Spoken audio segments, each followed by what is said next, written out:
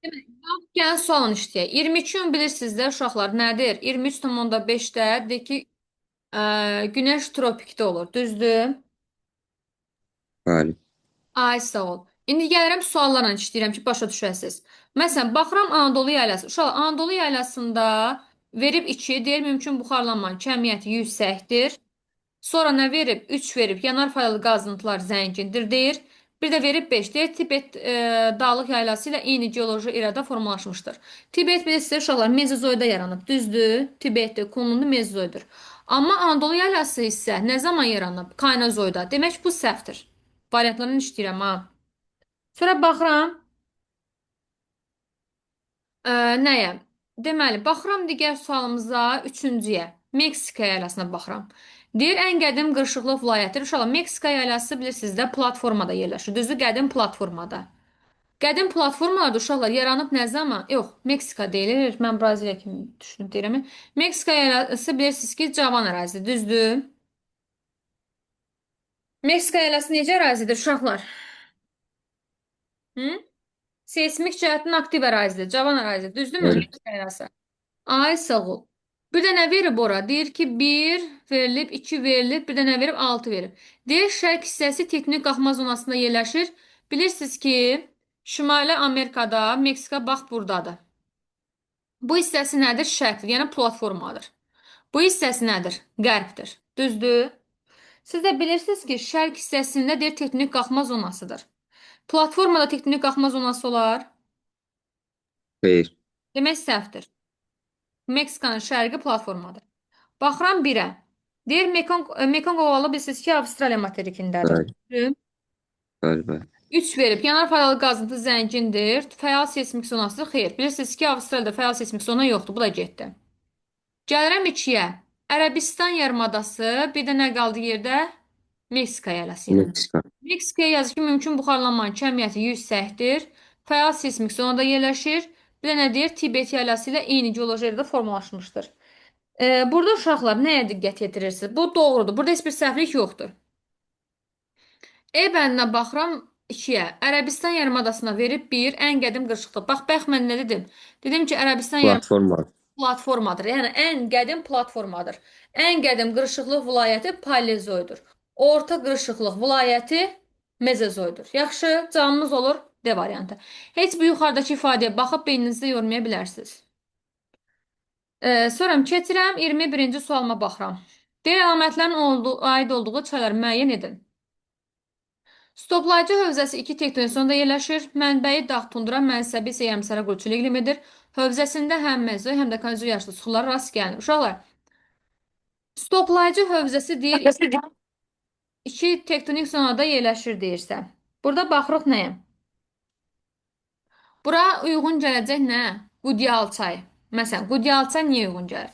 Siz bilirsiniz ki, Qudyalçay iki tektonik zonada yerləşir. Böyük Qafqaz tektonik qalxmasında, bir də Ön Qafqaz çökməsində.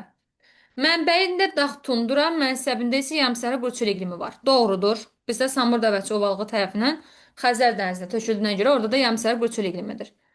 Hövzəsində həm mezo, həm də konzu yaşlı suxurlar rast gəlinir, düzdür. Yüksək dağlıqda Yura, orta dağlıqda isə Tabaşir idi. Kanozo yaşlı suxurlarımız da Samur Dəvəçi ovalığında döndü dövrün çökmə mənşəli suxurları var idi. Deməli, biz burada götürürük bir Qudyal çayı. Sonra götürürsən Tərtər çayı. Tərtər çayı bilirsinizdə Qarabağ vulkanik ailəsindən başlayır, gələ tökülür Xəzər dənizinə. Yəni, Kiçik Qafqaz tektonik qalxmasından keçir, həmçində Kürdara çökəlikdən keçir. Doğrudur. Yəni, bu da aiddir Tərtər çaya. Sonra baxıram nəyə? Bir də götürəcəm mən nəyi? Türyan çayı. Türyan çayı uşaqlar deyəcəksiniz ki, dağlıq ərazidən başlayır, tökülür hara? Kürə. Ağdaş ərazisindən gəlir tökülür Kürə. Türyan çayın özü də yerləşir Böyük Qafqaz tektonik qalxması ilə Kürdara çökəklikdə. Ona görə cavabımız nə olmalıdır? 2, 3, 5. Digərləri niyə olmur? Viləşçay da düzdür, iki tektonik zonada yerləşir. Yəni ki, Kiçik Qafqaz tektonik qalxması ilə Kürdara çökəklikdə yerləşir. Sadəcə deyir ki, mənbəyində dağ tundra iqlimi var, səhvdir. Viləşçay bilirsiniz ki, yerləşir harda? Lənkəranda. Lənkəranın da ən zirvəsi Kömürçöydür, 2493 metrdir. Dağ tundra iqlimi neçə olmalıdır? 2700 metrdən yüksək olmalıdır. Ona görə mən nə edə bilmirəm? Viləşçayımı Götürmürəm müəllim. Götürmürəm. Sonra Sumqayıtçaya baxıram. Uşaqlar, Sumqayıtça bilirsiniz ki, dağ tundra iqlimi olmaz. Mənbəyində dağ tundra iqlimi olmaz. O Qobustan Abşeron ərazisində. Bu da getdi. Zəyəmçayımı niyə götürə bilmirəm? Zəyəmçay uşaqlar bilirsiniz də yerləşir iki tektonik zonada. Bir, Kiçik Qafqaz tektonik qalxmasında, bir də ki, Kürday çökəkliklərdə. Zəyəmçayda da uşaqlar dağ tundra iqlimi yoxdur. Ona görə cavabımız nə olur? 2, 3, 5. Aydındır? Zəyəmçay bilirsiniz də Bəli. əsasən dağlıq ərazilərdən, yəni ki, o 2700 metri keçmir. Sual var. Cavabımız olur bizim nə 21-dən? A bəndi. Keçirəm 22-ci sualıma baxıram. Deyir, şimaldan cənuba doğru coğrafi obyektlərin acılı müəyyən edir. Şimaldan cənuba doğru. Yəni, buradan aşağı, yuxarıdan aşağıya doğru. Birinci nə gəlir uşaqlar? Baxıraq, Baş Qafqaz silsiləsi gələcək. Deməli, 3 ən birincidir. Sonra nə gəlir? Baş Qafqaz silsiləsindən sonra nə gəlməlidir? Qanıq Ərçay gələrmi? Bəli. Bəli müəllim. Sonra Qanıq Ərçaydan sonra gələcək hansı nə? Daş yüz silsiləsi. Daşüz silsiləsi. Düzdür. Sonra nə gəlir? Arasından Daşüzlə Xocaşın arasında nə yerləşir? Acına Xocaşı. Acımahor. Sonra Bir də Xocaşən gəlir. Cavabımız Xocəsən. olur 22-də E bəndi. 23-cü suala baxırıq. Deyir, 80 dərəcə şimal enliyində qütb gecələrinin başladığı tarixdə Günəşin zəngdə olduğu məntəqə ilə Bakı şəhəri arasındakı ən qısa məsafə 1/10 milyon miqyaslı xəritəni müəyyən edin. Deməli, uşaqlar, miqyaslı sırası 5 dənə sıfırı silirəm. Miqyasım neçə qaldı? 100. 90, deməli, deyir ki, qütb gecələri 80 dərəcə şimal enliyində qütb gecələrinin başladığı tarix. Qütbümüzün qiyməti bilirsən ki, 90-dır. Düzdür? 90-dan çıxıram mən nəyi? 80 dərəcə cənub enliyində, 80 dərəcə şimal enliyində. Düzdür burada? 90-dan çıxıram 80, neçə eləyir? 10. 10 elədi.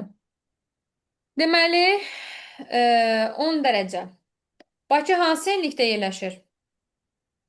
40 dərəcə paraleldə. Düzdür? 40 dərəcə enlikdə. Deməli, 10 üzərinə nə gələcəksən uşaqlar? 40-ı eləyəcək 50 dərəcə. 50 dərəcə metrə çevirən nə edirdik? 111-ə vururdıq. 50-ni vurasın 111-ə. Eləyəcək nə? 5550. 5550 sənin olur nəyin? Həqiqi məsafən. Miqyası neçədir? 100. Xərtdəki məsafəni tapanı nə edirdik? Həqiqi məsafəni miqyasa bölürdük. Yəni 5550-ni 100-ə böləcəksə, o da deyəcək nə? 55,5. Aydındır? Bəli müəllim. Sonra keçirəm 24-cü suala baxıram. Deyir, şəkil Zaqatala və Quba Xaçmaz iqtisadi rayonların oxşar xüsusiyyətləri. Deyir ki, Azərbaycanın xarici ölkələri ilə əlaqələndirən nəqliyyat yolları keçir. Bu düzdür. Şəki Zaqatalanın Quba Xaçmazında keçir. Sonra nə istəyir bizdən? Deyir ki, beynəlxalq hava limanları mövcuddur, deyir. Səhvdir. Düzdür. Oxşar xüsusiyyət deyil. Deyil. Məsələn, Bakı, Mahaçqala, Bakı, Dərbənd, dəmir və avtomobil yolları bizdə Şəki Zaqatala və Quba arasından keçir. Biri düz götürdük. Amma ki, uşaqlar, beynəlxalq hava limanı Quba və Xaçmaz ərazisində yoxdur. Nəqliyyat hasilatı mövcuddur. Neft hasilatı belə. Neft hasilatı hardaydı? Quba Xaçmazda var, Siyəzəndə. Amma Şəki Zaqatalada yoxdur. Deyir, tumlu meyvəçilik üzrə ixtisaslaşıb Quba Xaçmaz. Şəki Zaqatala qərzəhli meyvəçilik üzrə ixtisaslaşmışdır. Keçirəm, buradakı su mənbələri digər iqtisadi rayon içməli suya təminatında əhəmiyyətli yer tutur. Bəli. Quba Xaçmazda, Qusar rayonunda Samur su qovşağı, Samur Abşeron kanalı idi, düzdür? Bəli müəllim. Oğuz Qəbələ ərazisindən Oğuz Qəbələ Bakı kanalı çəkilib, yəni Bakı şəhərinin əhalisinin içməli su ilə təmin edir. Oğuz Qəbələ Bakı kanalı Bakı şəhərinin əhalisinin təmin edir içməli su ilə. Yəni bu oxşar cəhətdir. Meyvə tərəvəz emal müəssisələri fəaliyyət göstərir. Biləcəksiniz ki, Oxşar. doğrudur, bəli. Qəbələdə, Xaçmazda, Qubada var. Cavabımız 1, 5, 6 olacaq. Sonra keçirəm 25-ci suala. Uşaq, Çukumata yatağı bilirsiniz də, Cənubi Amerikada Ant dağlarında Mis yatağının adı idi, Çilidə. Superpit yatağımız isə hardadır bizim? Avstraliyada. Düzdür? Qızıl yatağımız idi. Tantona qızıl mədənimiz hardadır? Cardaydı. Deyir ki, mədənin yerləşdiyi ərazilər, yəni biri Çildədir, biri də Avstraliyadadır. Və burada çıxarılan faydalı qazıntı aid olan ümumi xüsusiyyətlər. Baxırıq, ümumi xüsusiyyətlər nələrdir? Deyir, açıq üsulla çıxarılır, maqmatik sulara rast gəlinir. Bəli, misdə də, qızılda da bilirsiniz ki, filiz faydalı qazıntıdır. Onlarda maqmatik suxurlar var və açıq üsulla çıxarılır. Yerləşdiyi ərazilərdə akkumulyasiya prosesi üstündür. Uşaqlar səhvdir. Bunlara nə üstün idi? Deindasiya. Çünki Çili dağlıq ərazidə yerləşir. Həmçinin Avstraliyada da superpit yataqları bilirsiniz ki, qızıl yataqları o balıqlarda olmurdu. Çünki filiz faydalı qazıntılar necə ərazidə olur? Yaylalarda olur, dağlıq ərazilərdə olur. Ona görə də bunlar nə adlandırılırdı? Deindasiya. O balıqlar akkumulyasiyadır. İki səhvdir.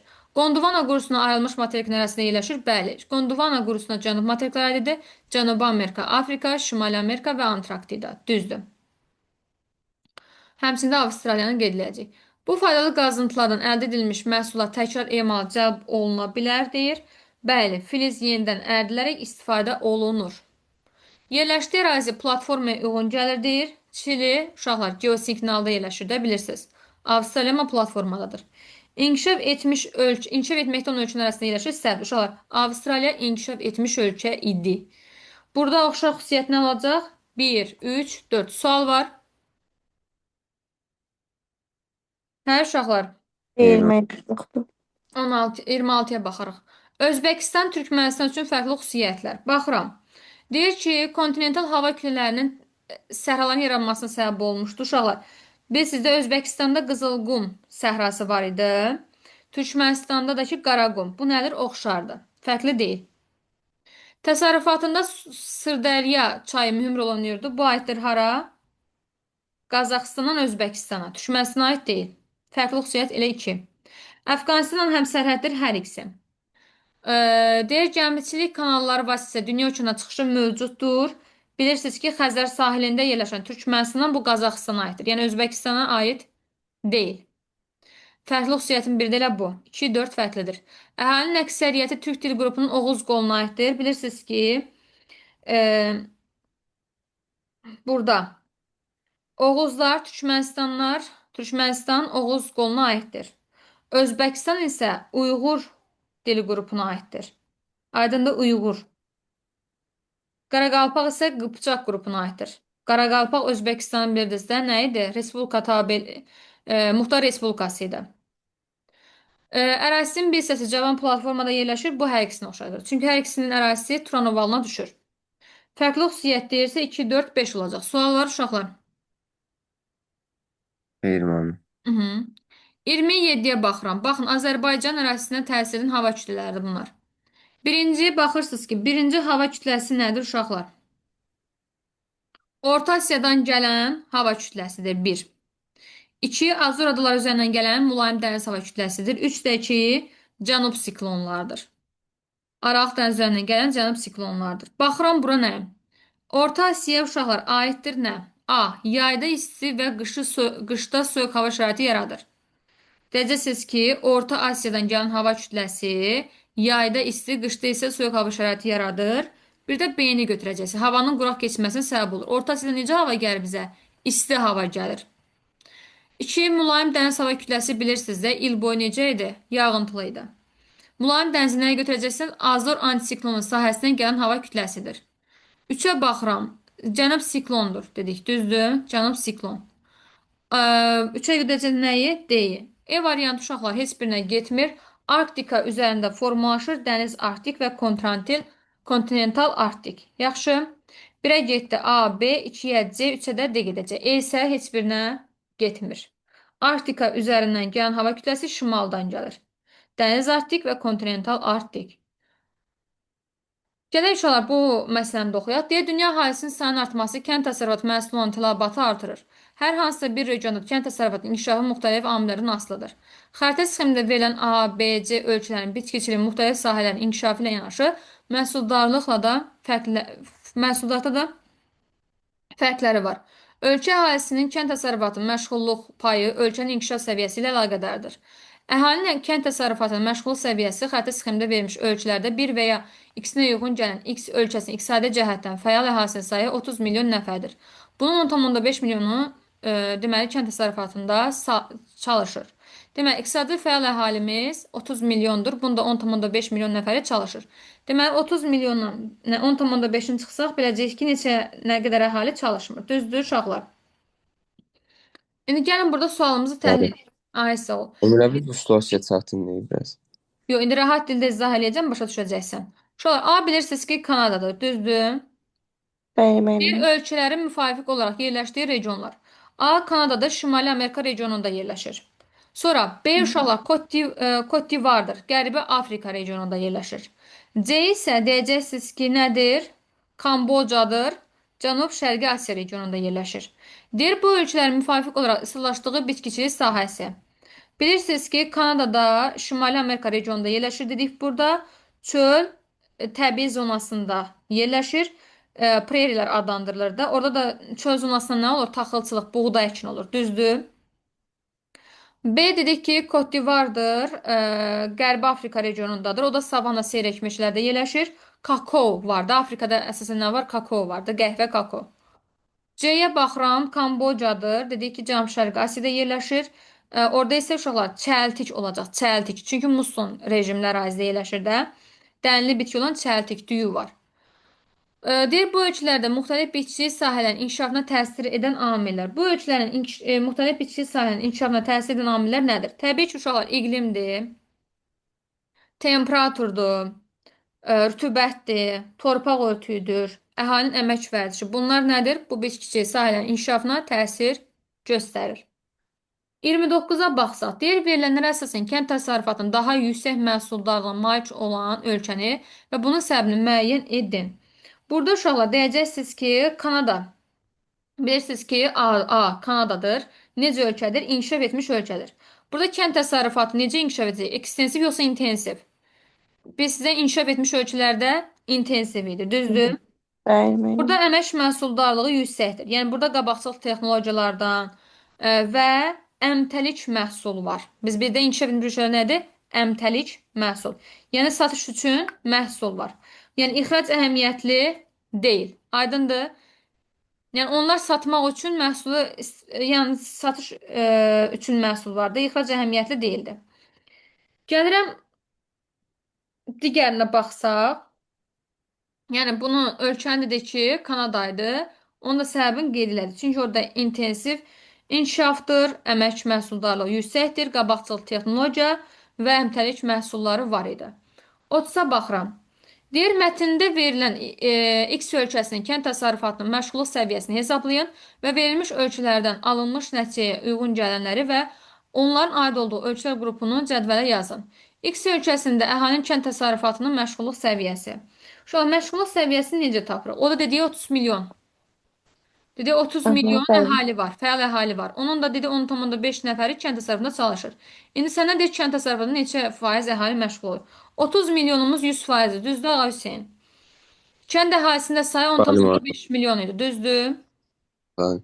30 milyonumuz 100% isə 10,5 milyon, yəni kənd əhalisi X-də. Deməli 10,5 milyonu 100-ə vuracaqsan, böləcəksən 30-a neçə edəcək? Gəl vurağım. 10,5 milyon 100 vursaq. Uşaq 35%. Deməli, X ölkəsində əhalinin kənd təsərrüfatının məşğulluq səviyyəsi neçədir? 35%. 35%. Ay sağ ol. 35% kənd təsərrüfatına məşğuldur. Deməli, bu məşğulluq səviyyəsinin xəritə sxemində hərflərlə verilən ölçülərə uyğun gələn adı müəyyən edir. Uşaqlar, bu deməli 35% kənd təsərrüfatına məşğul olan ölkə bilirsiniz də inkişaf etməkdə olan ölkə olacaq. Çünki inkişaf etmiş ölkələrdə çoxda kənd təsərrüfatına məşğul olan əhali sayı payı yüksək deyil. Kotdivar olacaq B. Bir də C-də Kamboca olacaq. Deyir ki, bu ölkənin inkişaf səviyyəsi necədir? İnkişaf etməkdə olan ölkədir. Aydındır uşaqlar, sualınız var. Müəllimə yoxdur.